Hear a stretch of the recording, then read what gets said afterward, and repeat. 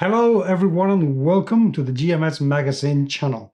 In this episode I am going to show you the Multiverse role-playing game, the Marvel role-playing game. This is the playtest rulebook that's been on sale, written by Matt Forbeck no long ago at all. I have taken a look at this fairly thin little book and I am going to give you a full review after a first read. Buckle up, because this may be a slightly longer video than usual. Welcome to the GMS Magazine RPG review videos.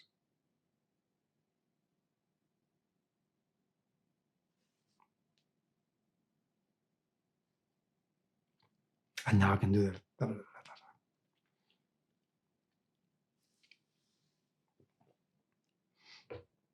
Considering the success that the films have had over the last 20 years, you would expect that this new role-playing game written by Matt Forbeck would be based on the same multiverse.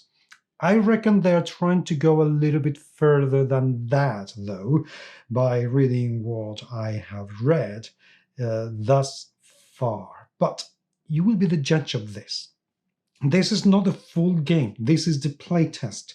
This is the reduced version of the game that they are selling out for about $12, which, by the way, is a very fair price considering what you're getting here, so they can get feedback and finish the game in the best possible way. And I hope that both this video and the feedback that they're getting will be encouraging enough to help them create an absolutely amazing game, because just the name of Matt Forbeck deserves that. He's an absolutely fantastic writer as well as a great person to boot.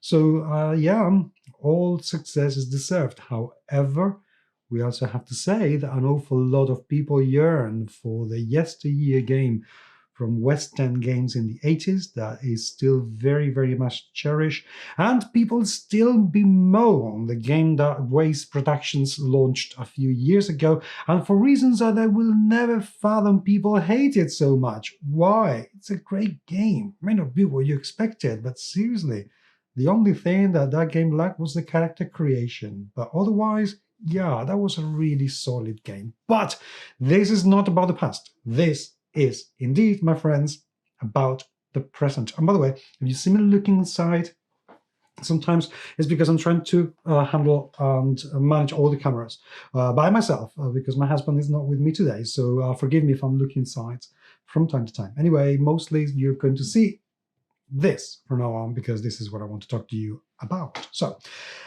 this book is a soft cover, as you can see, perfect bound, little book, full color, beautifully laid out.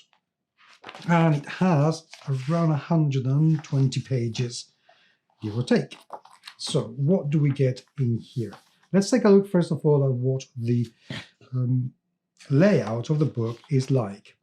2 columns, very colorful, as you can imagine, completely packed with all sorts of illustrations from the comics and the superheroes, which is absolutely brilliant. I have found it very easy to read. As usual, I am going to complain and bemoan, because I always do, because I have to, because it's true, that the paragraphs are a little bit too close together. Luckily, the whole of the layout is absolutely chock-full of titles and bullet points and the headlines, so it makes it slightly easier, and it gets away with the wall of text feel that you get way, way too often with so many games. So far, so good.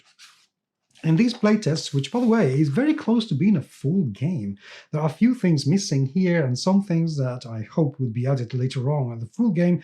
But all things considered, this is a very thorough and very full and complete playtest book, because we get our introduction, the core mechanics, which are next to nothing, we'll go into them in a minute, the character profile, how to handle combat, creating characters. Yes, you shall be able to make your very own superhero in a Marvel-style universe, which is great.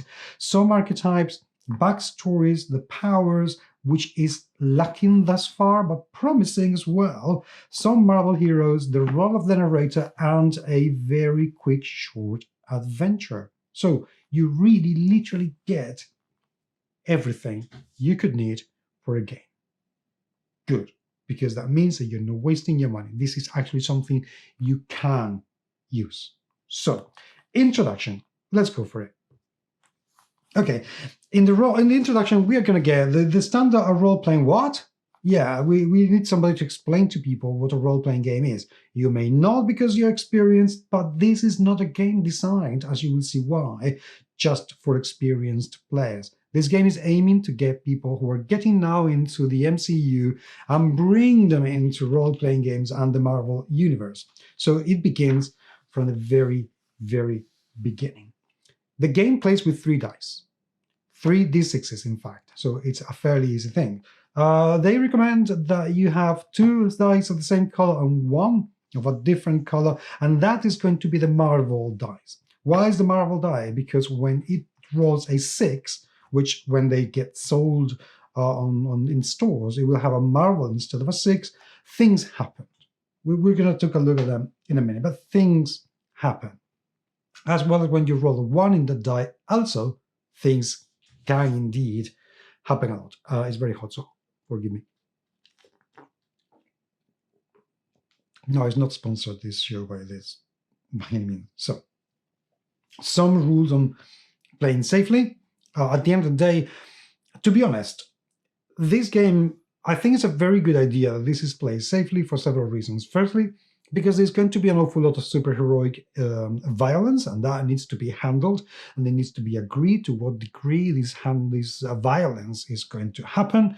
So this is a good thing. But also, there is one reason I feel why this game should be played safely, and is that it can get really frustrating if the GM has some ideas to how powers should be or could be used, but the players want to use them in a more creative, different way, or they want to improvise. If that is not agreed, it can lead to an awful lot of frustrations. I have felt that, not with this game, but with some another many, many years ago, where I was not allowed because it wasn't in the rules exactly what I wanted to do with my superpowers, and it was a bit, So from that point of view, that level of safety, I think it is important that we remember it to make sure that everybody has a good time and good fun around the table. And yes, I know that you may be able to handle that, but maybe not everybody can. So let's keep that in mind. It talks about the session 0, which universe, again, you can play in whatever universe you want. But the fact that this is called a multiverse, and this is what the new movies are going on about, well, I think that gives you a little bit of a hint as to where they're aiming to go with this and to what kind of MCU this is meant to go play with. So, core mechanics. There's going to be an action check. The action check means that you roll your 3d6s. That is it. They call them here the 616. It's a d16. You can get a fantastic roll. A fantastic roll is when you roll a 1 in the Marvel die, as it says in here, and anything but a pair of 1s on the other 2 dice. If you roll 3 1s, oh my god, you are in so much trouble. But if you roll a Marvel and then 2 6s, you are in such luck because you're going to be able to do mighty things, which is absolutely great. So you roll your 3d6s, you apply your action modifiers, which are going to come depending on the rank of the hero. We'll go into that as well in a minute. Put it all together, and that is your number. Beat a target number, which is in here with adjectives like trivial, easy, routine, challenging, difficult, ridiculous, and impossible. And if you get this, done. Now, how does this play, though? How do the target numbers work? There is a table, there are plenty of them, in which, and throughout the book, in which you get a challenge TN by rank. So the rank 1, the challenging TN is going to be the target number, is going to be 15. If it's a rank 25, the importance of ranks, we'll see in a minute, it's going to be 31. So these are the numbers that you have to beat in challenging mode. So just the standard. If they become easier for whatever reason, say that your superpowers allow you to have an advantage, or you, I don't know, like trying the eternal example of wanting to shoot somebody, have been able to, aim carefully, then you decrease that. If you're going to do that, but there's an awful lot of wind or thunder, or you're in the middle of an earthquake, then it can become ridiculous or impossible, which means that this is going to be added to your TN, making it really, really hard. Edge and trouble are two of rules that get added as well. An edge, if your character does something that it has an advantage of, then you can re-roll one die. That's it, the lowest. Go and re-roll it, and then you keep the new score. That can help you an awful lot. However, if you are under duress, then you're going to have a trouble, and that means that you're going to re-roll your highest die. That can be problematic to a T. You can get a fantastic roll, literally. A fantastic roll is when you add, you get a marvel die with a marvel showing on it, or the 6. And in that case, what it means is that you can do something special. You get to succeed super cool wise, regardless of what you can. How to explain this? You roll a 6, something good happens. Is a no, but something happens, or is a yes and something happens. So it's important to roll those die really well. It helps an awful lot. If you get a marvel and you get a 2 6s, that is an incredible roll. And then you just succeed regardless of the challenge number that was allocated to the task. So yes, you punch Galactus in the nuts, because why not? And then, well, maybe Galactus won't like it. I don't know. I've never punched them in the nuts, so I've no idea. But that's what you get to do. There is a fantastic failure, though, as in, wow, awfully fantastic failure, which is when you roll 3 1s. Ouch. Ouch. You could explain what that goes on. I will leave it to your imagination. Just try to avoid it for the sake of your character. Trust me, ain't pretty. So, you can mix things up. Edge and trouble are going to give you this edge and this trouble to your rolls to make them a little bit more interesting, to add some surprise. So, but that's pretty much it. Those are the rules of the game. Then, of course, we're going to get into combat. But the rules are just that simple. The reason I like them, they can be quite cinematic in the sense that you can create something really spectacular. You can decide that you can try and beat the odds, even if you are against all odds. It means that every character is going to have the chance to succeed at absolutely anything regarding of the rank of the character, how powerful they are compared to other characters and the situation. But also, you risk big, massive failures, which is something that, come on, in the Marvel universe, it's been, canon for ever and ever and ever. Character profiles. This is a character profile sample, and they have used, thank you very much for using Spider-Man, because I love that hero. And we are going to take a look at what it contains. Right. We get abilities, and we get might, agility, resilience, vigilance, ego, and logic. And yes, they spell Marvel. Nice little detail. You get your health and you get your focus. You get a score in each ability, and then you're going to get your modifier and a defense score as well. You're going to get your initiative modifiers, speed, climb speed, jump speed, swing line speed, fight damage, range damage, size, and karma, and then a number of powers. Every hero is going to get a rank. Give me a minute and let me explain how that works. And then everyone's going to get an archetype, and your biography with your personality, your physical appearance, your backstory, and your trait. Okay, so let's go and explore this a little bit more. Let's jump into character profile. The character data, I have just described to you what it is in this character sheet. And then we get rank. Every character is going to have a rank depending on how powerful they are. And the way that this game is dividing the heroes is by, for instance, a rank 1 will be a level 1 me who decides to become a vigilant.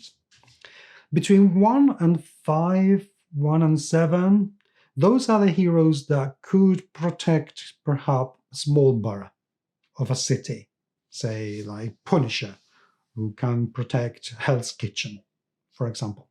If we go to rank 10, like Spider-Man, they could be protecting a whole city. They're more powerful heroes, able and capable of doing a lot better. They're more powerful. Level 15 is a character that could defend a whole country. Level 20, they can defend a whole planet. Doctor Strange, Iron Man, that sort of people. So that is how they are divided to make sure that it's understood what are the limitations of their powers. Now, this presents a little bit of a problem for me in this game, because it runs the risk of bounding the heroes a little bit too much and not allowing to do things like, for example, the fight that Iron Man and Captain America had in Civil War in the film. I know about the film. Don't talk to me about it. I get it. It's not the point. The point is that a character with way less power than Iron Man was able to go hand to hand, tete-a-tete, and win. Now, if we follow the ranks, that would be extremely hard. And that could be extremely frustrating, because I would love to be able to see a rank 10 character like Daredevil going against a rank 15 or 20 like Thor. I'd love to be able to see that, because with a very careful use of those superpowers that Daredevil have, well, that could give him some sort of advantage that Murdoch could use against Thor. I'd love to see that.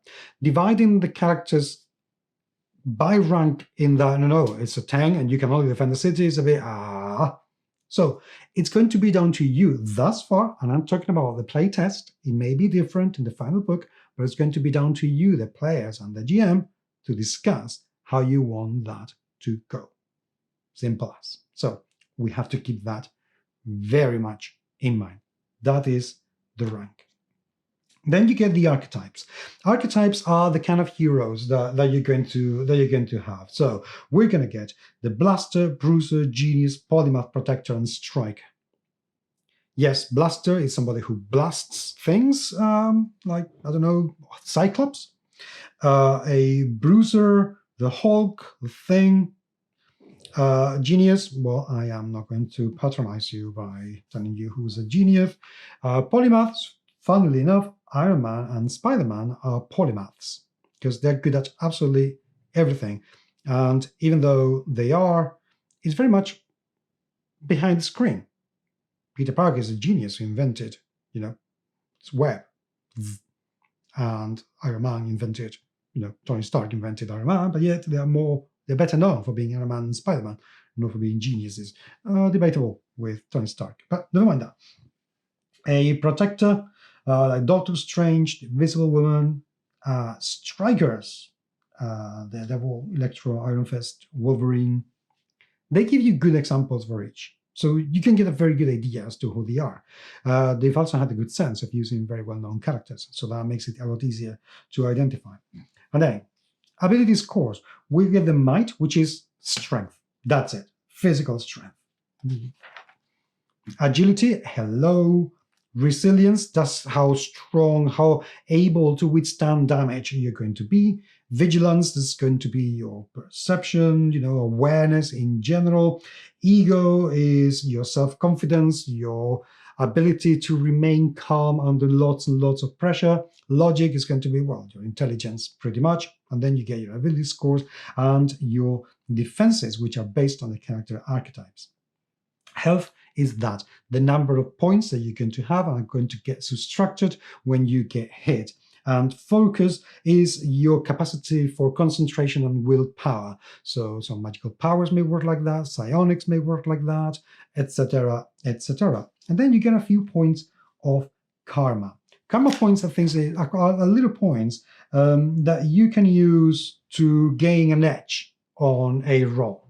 So they are points that you can accumulate, and you get a minimum of points at the beginning of each session based on the rank of your character, which again is something I'm not particularly keen on. Why couldn't somebody like Spider-Man, who does a great deal of good, saving an awful lot of people in the middle of a massacre, why wouldn't he be able to have more karma points than Thor, who has it easier to do the same thing? To me, it doesn't make any sense, but then it is going to be down to the GM to be able to adjudicate those points. At the end of each session, the excess points over the minimum adjudicated for the character are going to be lost. On the following session, you start with the bare minimum. I don't particularly like that. You have a battle, you go to sleep, you wake up the following morning, and presto, all the good karma that you accumulated the previous night are gone just because it's already Saturday evening and you have to wait until next week to play again. I don't like that.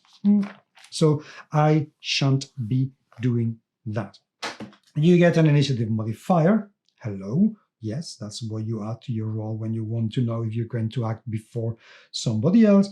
Your speed, which is going to depend on the character, how many feet you can go and run, how much damage you do in terms of range damage or melee damage, which here is called fight damage, and then the size of the character, which can be anything you want. Then you get your power sets and your powers. We'll go into them in a minute. Backstory. What is the origin of your superhero? Remember that this is a game that's going to allow you to create your own hero, which is why all of this is happening here. All of this is mentioned here. This is not because you may need, as a Marvel connoisseur, you may need somebody to tell you where your superhero could come, or that there are no other ways of creating your superhero. Not at all. You could do whatever you want. Of course, it's a role-playing game. But again, we get the bare minimum here listed, so people who are new or simply people who want an idea or just do it randomly can have it, which is great. Again, a number of professions that can be expanded or can be reduced as you please, and then you get your traits. That is it. That is character creation. Yes, I'm sure that it will be expanded later on in the full game, but for now, that is it. It's a fairly simple, straight, standard affair, which is good. Now, let's jump into combat, because here things become a little bit more complex. The sequence of play is the first thing that is defined here, and we're going to go for determining the positions, rolling initiative checks, start of the round, take the turn in initiative order. If the combatants are still able and they still want to fight, we go back into creating a new round, and then the combat eventually ends. That's it. That is going to be combat. The book goes into what? Line of sight, earshot, range, size. And then we get in size. This is going to be rather important. As I mentioned a couple of minutes ago, there's an overload of tables in this book. So we get sizes from tiny to colossal. Colossal goes from 550 to 200 tons. This is a massive range, so huge range. And we get our attack modifiers and our damage modifiers. And then we get what reach we have. Reach is how far can we throw something with our bare hands to hit at somebody. We can delay things, reserve actions. They're different things, and they have to be taken very much into account. If you reserve an action, you're waiting to act later on, and you're relinquishing your turn in the initiatives. That has to be taken very much into account when you're going to have some sort of tactical-ish combat. Easy actions, standard actions, because you get one of each in the rounds. You can throw things, and then you get reactions. This is where things become interesting, because reactions can be reflex actions. So you can, for instance, interpose, and you can skulk, and you get your effect. Done. A reaction could be that if your character gets attacked by, I don't know, an energy weapon, it bounces. Because of your superpower, it bounces. You're made of mirrors and you're being attacked with a laser. It bounces. That's a reaction. Done. Sorted. But you can interpose. That could be a reaction, which is that you get between a character and its attacker, so you get the blast. Or skulk, which is when you move behind another. So you're doing the same, but the other way around. Yeah, apparently that's a thing. It can be done. Perhaps you know that this is not going to hurt your friend, so you decide to hide behind your friend in the know that it's not going to attack you and use them as cover. That's it. We get movement actions, the type of movement we're going to get. It goes into how to combine the modes, the flying, gliding, swinging, swinging, whatever, teleporting, sneaking, towing. You can fall, and it goes into how this is going to fall. It talks about controlling, control landing, odd landings, fall damage. All of it is taken care of, and it works okay. And then dealing damage with what kind of damage this is going to be. Again, I hope we're going to have some sort of rule in the final book for different new type of damage, or how to combine these two damages together. Because right now we get acid, bashing, cold, energy, heat, force, piercing, psychic, shock, slashing. What if we want something different? What if we want something else? What if we invent a new type of damage? Where do we go? How do we stat that? We would be great to have some sort of guidelines as to how to do it. And then we have the format of the damage resistance, which is just that, how to resist the damage and how much you go. What are you going to use to resist that damage? What is the impact it's going to have? Is it going to provoke a reaction? So on and so forth. And then the effects of the damage. It is taken into account and assumed that people are going to be holding back. What does this mean? You don't go for the kill. So you are meant to be a Marvel hero. Spider-Man hitting somebody who just robbed an old lady could kill them with one slap in the face. That's not meant to happen. I mean, it's your game, by all means, or whatever. But that is not meant to happen. So what's supposed to happen is that heroes are going to hold back. So everybody that they hit, when they get reduced to 0 point, they just fall unconscious. They're not going to be dead or killed because, yeah, I don't think that would be all that heroic. Again, it's your game.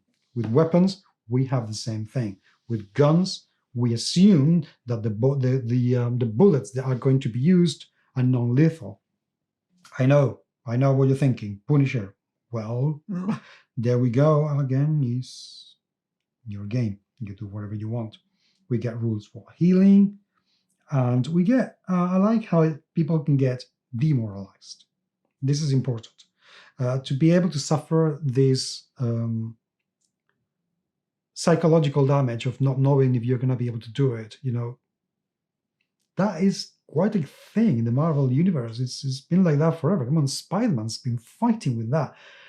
His whole existence, all the time. Rogue, poor thing, not being able to touch anybody. Yeah, that sort of thing. very much controlling here, under control here. You can be killed and you can be shot. So you get bleeding, you get blinded, and you get a little table in here with common weapons to what damage and how much damage it does and what is the range, seeing how far it can get.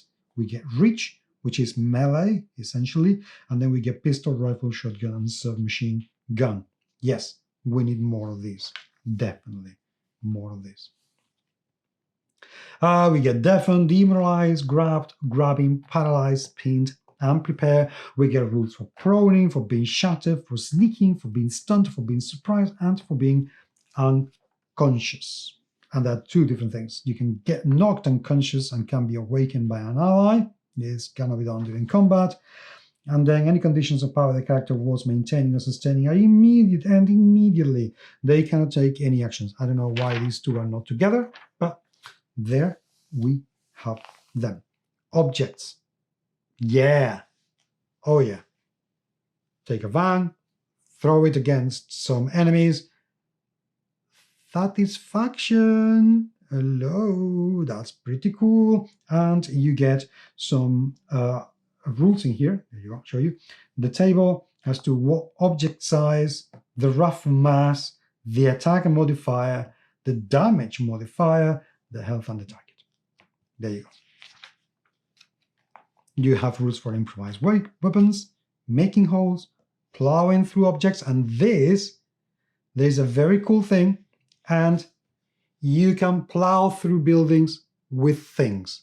So if there are rules for, let's say that you know that there are some enemies behind a wall, and you know that if you throw the car will smash or could smash the wall, and with the remaining power, smash the people behind it. That is contemplated here. That is a very, very nice touch. There's a very nice touch for when you get hit really hard, say the Hulk who's going completely bananas, and it hits you really, really hard, and there are rules as to how many walls of how many buildings you can go through in one punch. Yes, it's very good.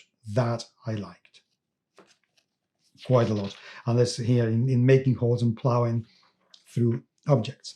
So in creating a character, rank, we get explained again.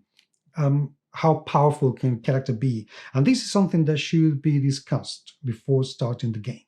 So if somebody wants to have a rank 10 in a level, a rank 20 adventure, because you're going to go hand to hand with Thanos, how is that going to work? And that needs to be spoken about. Every character is going to have a number of points that they are going to allocate depending on the rank of the character with their abilities. And that is going to give the, let's go back into the profile of Spiderman here. It's going to give the score for the abilities.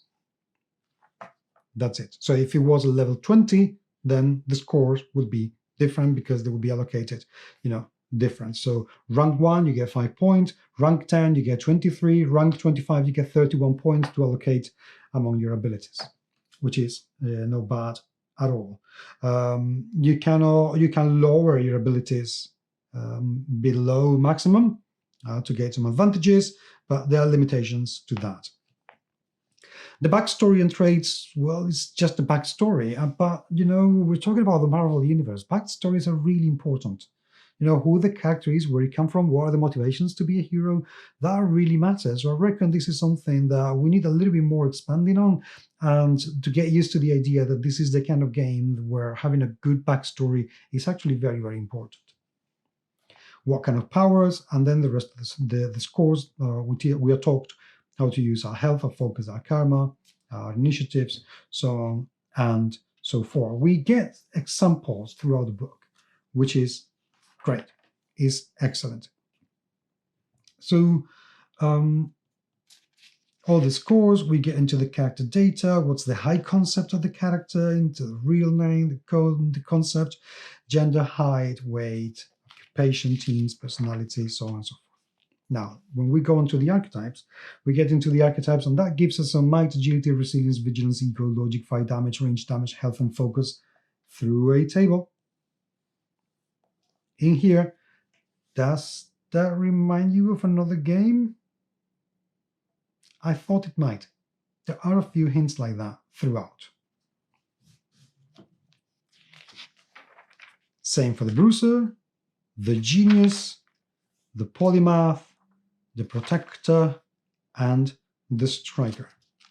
Backstories and traits, it gives you some examples about whether it's an alien, the god, high-tech, what professions you can to have, and then the traits, whether it's you can get, depending on the rank, you can get different traits. Think about them as feats,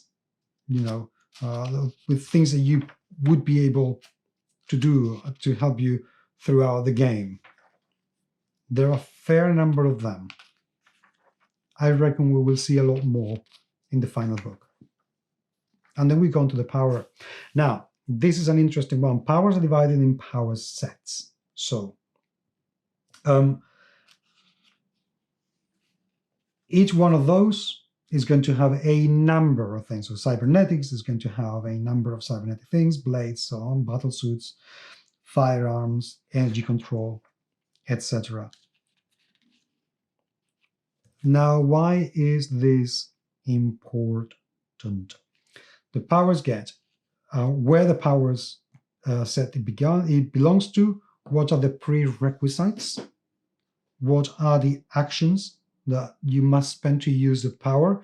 So I don't know, if you are Doctor Strange, doing this could be an action to to do a spell or whatever, or doing or whatever. I don't know, whatever you do, that's what you're meant to do.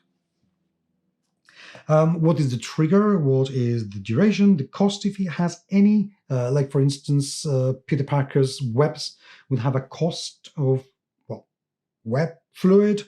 The range, the effect, how long it lasts, if it's instant, if it is maintained, if it is a permanent, if it is sustained, or then picking powers, how to spend focus, and number of powers. Now, these are the powers sets. I kind of like it and kind of not.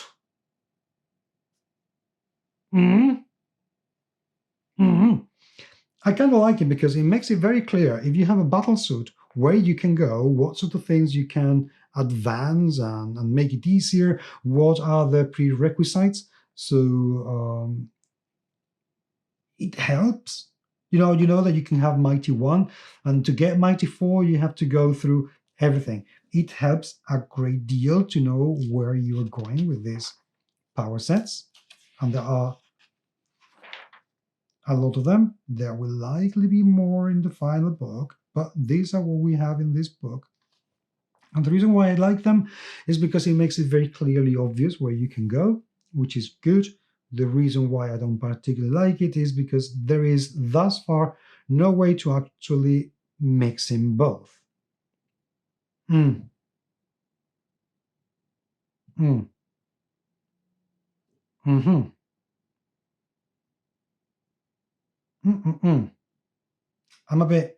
I want to be able to mix both.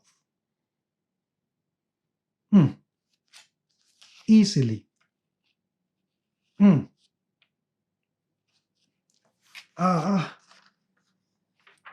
I want to see that. What happens if I want to have a super strength and plasticity together? Or plasticity and martial arts? Or, I don't know, cybernetics and spider powers? I want to be able to have that. The power descriptions have, the name, the power set it belongs to, what prerequisite it has, the action it takes to do, what is the duration, and what is the effect. All of them are described in exactly the same manner. It makes it easy, it makes it simple, and it gives a massive wink to how spells are described in other games.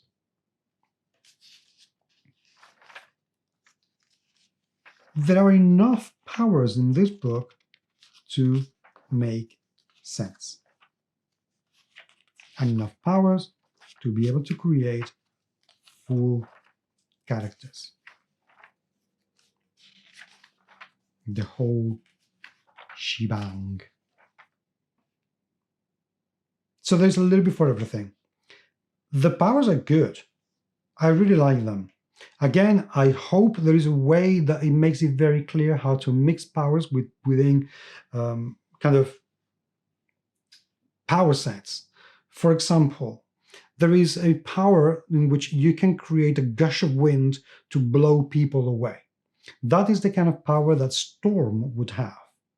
However, in the comic book, we've seen Hulk do this hundreds of times and create a gush of wind that would blow enemies away. Now, that is not contemplated easily here because they're in two different power sets. So how do we mix both? Why can't Iron Man throw a blast to the ground to make everything blow away around it, but Hulk can actually punch the floor and create a wave that will blow everything away? Why not? Can Hulk direct that wave to go straight? Because we've seen that. We've seen that many times. Can he do it? I think we either need a bit more description, a bit more freedom to mix and match depending on what kind of power set or superhero we want to create with this, or some guidance as to how to mix it. But we need something so we can create characters that can be a mix and match of whatever it is that we want to create. This, thus far, is lacking. We need that. That would be great. Lastly, we get a number of Marvel heroes, like Black Panther, Captain America, Groot, Captain Marvel, Iron Man, Rocket Raccoon, Thor, Spider-Man, Miles Morales, Spider-Man, Peter Parker, Thor, and Wolverine. Now, this is something also that it's going to bring an awful lot of bruises to an awful lot of people, and is the rank. A lot of people are going to argue two things, and I have seen this. One is, why can't Spider-Man be a rank 15? He's protected an awful lot of things. He's been in space many times. If we have Thor, which is a rank 20, how can we put him into some sort of, mundane actions like saving a bank from a robbery? Well, would anyone want to do that? Also, an old lady from a robbery. That sort of thing. People will be saying, why is Wolverine only rank 10? Is Wolverine? I mean, he's defeated most people. This is one of the toughest. Why is only rank 10? I think that is going to jar some people, and this is going to need a little bit of work, both from the publisher and the people themselves, because I understand the need, all the design choice of a rank, but I can understand why people would get upset by that. The other thing that I reckon some people are going to get really iffy about is to have their powers listed in this way. Does that mean that Spider-Man webcasting, web grabbing, web slinging, web trapping? What else? What if I want to do something completely different? What if I want to invent what to do with my webs? Will I be able to do it? Is this going to restrict it? Some people are going to feel, I want to be able to do more than this. Storm. There's something else that's not explaining here. What happens if Storm goes to a different dimensions or a different planet where the weather works differently? How are these powers going to work? Are they going to work exactly the same? I suppose that should be given in the description of the planet or the dimension that they go to, but something that we have to keep in mind. Doing this gives a very, very good idea as to how the powers can be used for people who maybe are new, or they just don't want to have to bother creating the way that the powers are working. But for some people, this is going to be an issue. So to give the characters some sort of polyvalence where they can be used in different manners, that might be an interesting thing to consider. Chapter 10 goes into the narrator role and ways to play, and it's explaining whether you want to play tactical with a grid, with line of sight, line of hearing, or if you want to play a more theater of the mind sort of game that will allow you to do whatever you want and have something slightly more epic if you want to, or what have you. It works about setting expectations, which is great. And it also tells you how to work with ranks in terms of mixing and starting and rank caps. This is going to need a lot of work. Last but not least, there is an adventure. And it's a very short little adventure in which people, our heroes, are going to break into a facility where Hydra is taking hostages and they're going to rescue them. I'm not going to go into anymore because I don't want to spoil it. And that's it. That is the game thus far. I really think it has all the ingredients to be an absolutely fantastic superhero game. On the one hand, it has simplified an awful lot of the tasks that other games have made complicated.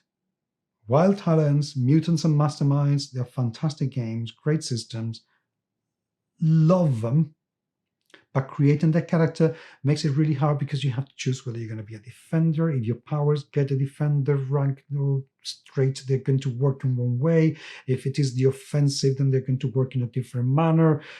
It becomes very flexible, but it also becomes a bit overwhelming at times.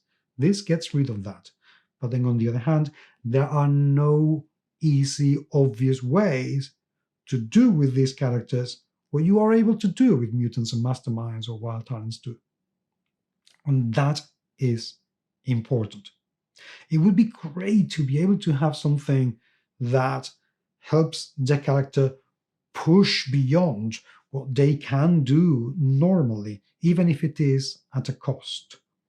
Thinking of my favorite hero, Spider-Man, Peter has always been pushing himself beyond what he thought was going to be able, even at the risk of his own death, because that is what heroes do. I would love to see some sort of rule to allow that to happen beyond karma.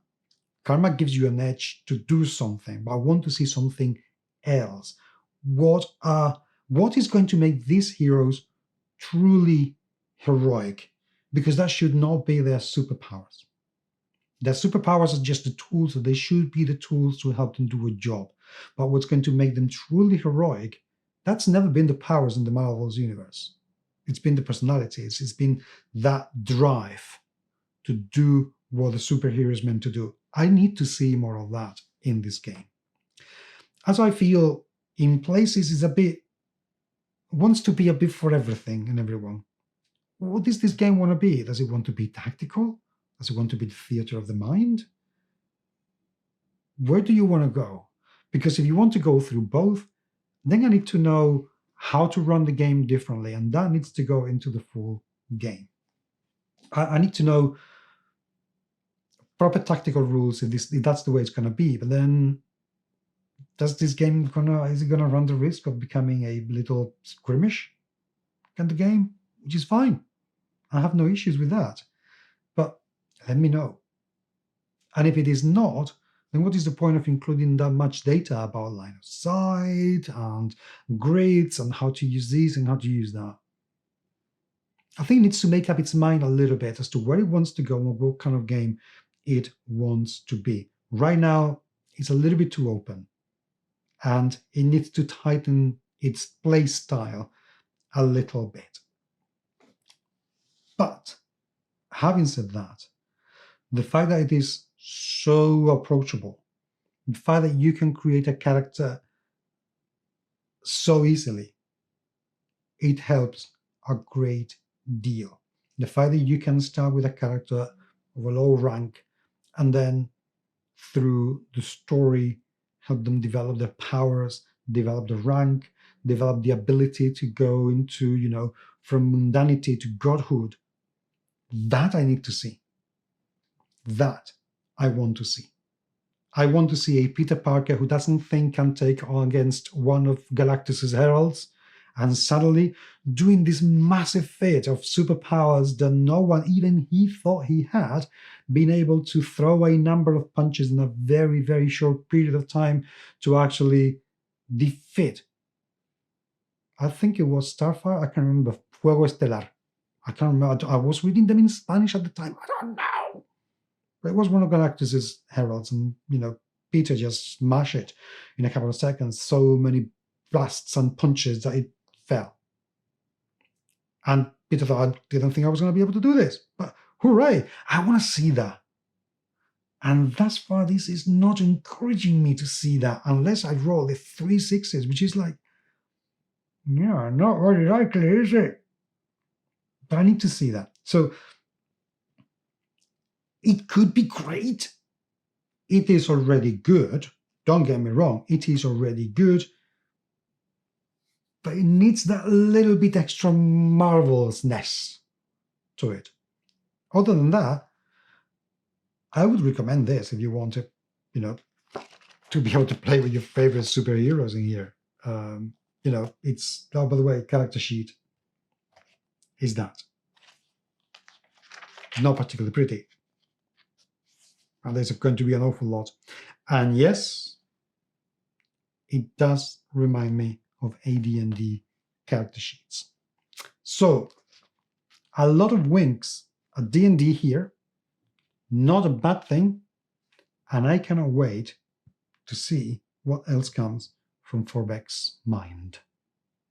Thank you very much indeed for watching. This video has been a lot longer than usual. I hope you stuck with me until now.